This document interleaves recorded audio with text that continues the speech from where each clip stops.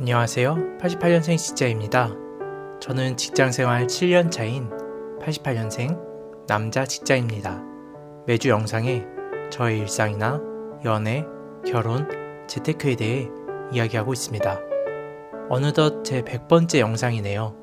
항상 봐주신 분들 너무나 감사드립니다. 이번 영상은 저희 결혼 준비 6번째 영상, 바로 신혼여행지 결정기입니다. 물론 아직 결혼식까지는 시간이 꽤 남은 상태인데요. 코로나 시기에 대부분의 신혼부부들이 제주도로 떠난 곳과 달리 요즘 결혼하는 부부들은 다시 해외로 발길을 돌린 상태입니다. 그래서 항공권이나 리조트 등을 예약하려면 지금도 빠른 건 아니라고 하더라고요.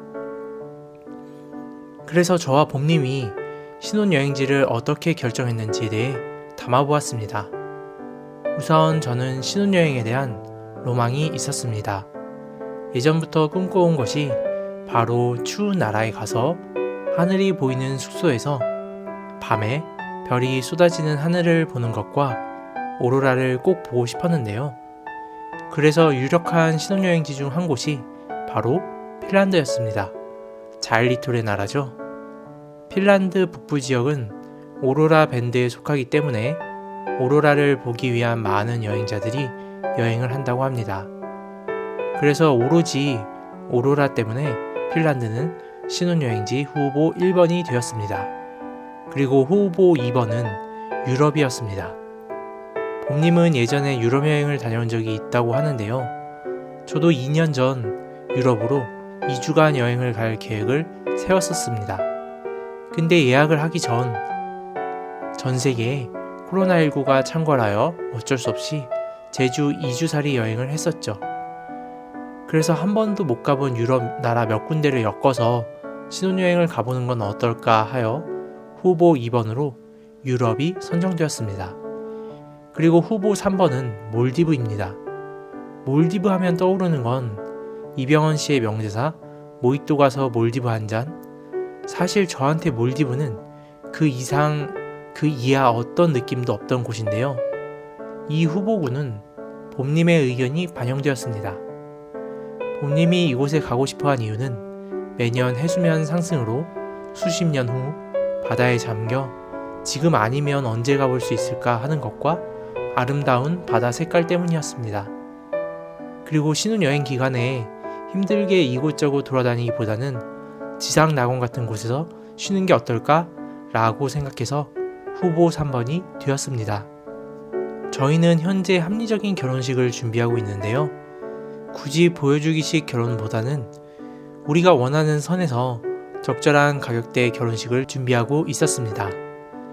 하지만 신혼여행만큼은 돈을 아끼지 않기로 해서 신혼여행지를 정할 때 예산은 후순위로 생각해 두었습니다. 우선 제가 가장 가고 싶었던 핀란드는 후보에서 가장 먼저 탈락하였습니다. 그 이유가 핀란드 오로라 여행 최적 시기와 저희 결혼식 날짜가 맞지 않았기 때문입니다. 핀란드에서 오로라 시기라고 한다면 주로 8월 중순부터 4월 초까지고 가장 많이 방문하는 시기는 9월부터 3월 사이라고 합니다. 하지만 저희는 봄에 결혼을 하기 때문에 아마 가더라도 못 볼 확률이 크다고 해서 가장 먼저 후보군에서 제외하였습니다. 두 번째, 유럽. 다양한 나라를 여행하는 것은 무척이나 흥미로운 일이지만 신혼여행 중 너무 관광 위주로 계획하게 될 경우 피곤함에 그 시간들을 충분히 즐길 수 없을 것 같은 생각이 들었습니다. 그리고 코로나 이후 유럽의 일부 사람들이 아시아인을 혐오한다는 글도 보이고 인종차별을 겪었다는 내용들도 보니 그냥 가기가 싫어지더라고요.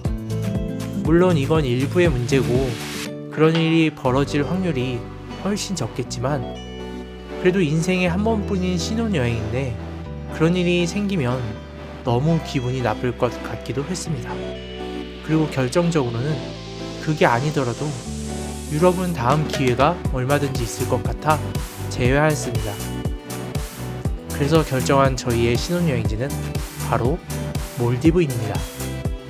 저는 사실 앞서 말한 것처럼 몰디브에 대해서는 모히또 말고는 아는 것이 하나도 없었습니다. 어느 곳에 위치했는지도 몰랐고 고백하자면 몰디브가 도시 이름인 줄 알았습니다. 근데 한없이 파란 바다와 자연 그대로의 깨끗한 하얀 모래사장을 가진 나라였다니. 아무튼 한국에서 비행기로 약 11시간 이상 걸리고 경유해서 가야 하는 곳입니다. 11월에서 4월까지 여행하는 것을 추천하고요. 5월부터 11월까지는 우기라고 합니다. 다행히 저희 본식이 4월이기 때문에 우기를 피할 수 있었습니다. 인천국제공항에서 출발하여 말레국제공항에 도착해서 리조트가 있는 섬까지는 또 다른 수단을 통해 들어가야 하는데요. 수상 비행기나 스피드보트, 국내선 등으로 갈아타야 합니다. 다소 번거롭기도 하고 너무 멀어 힘들지 않을까 싶었는데요.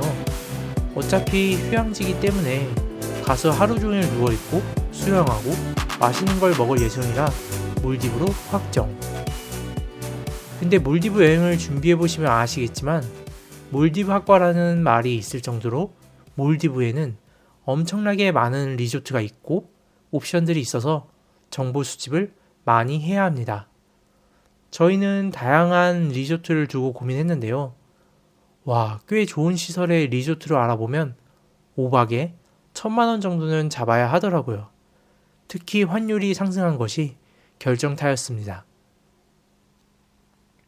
저희는 팜투어라는 곳을 통해 예약을 했는데요. 우선 바다 위에 떠있는 숙소와 선셋을 볼 수 있는 숙소를 섞어 5박으로 예약했습니다.